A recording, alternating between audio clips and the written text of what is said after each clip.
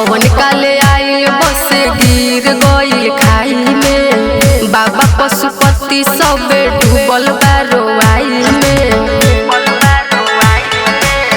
कौन काले आई बस गिर गइल खाई में। बाबा पशुपति सबे डूबल बारोआई में। आजले न देखे घरे अइले कौनो नेता।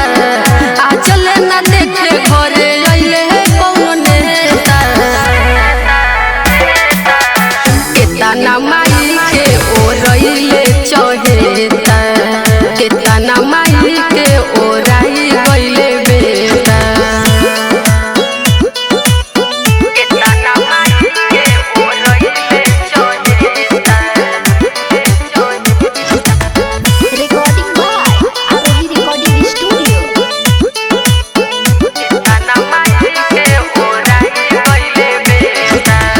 बाबा पशुपति हई कालो के कहल हो। तबे काहे आंसू में डूबल बहने बाल हो।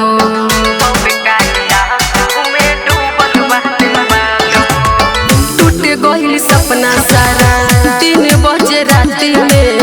मिलल न लाश कितना दबल बाटे माटी में। केहू ना खबरिया अब घरे है अकेले हेता। केहू ना खबरिया अब घरे है अकेले हेता। केतना हो माई के ओरइले चहेता। केतना हो माई के ओरा गइले बेटा।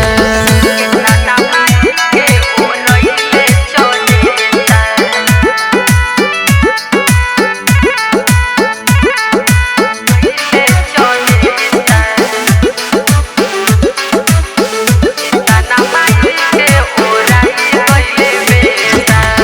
आजले न लागल कौनो लाश के पता।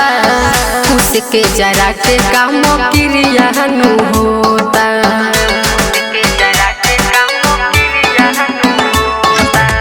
राइटर धर्मेंद्र कहे रहे काल रतिया। रेणु राज कहे ऐसन परे ना विपतिया। परिवार ला सुविधा सरकार नहीं देता। परिवार ला सुविधा सरकार नहीं देता।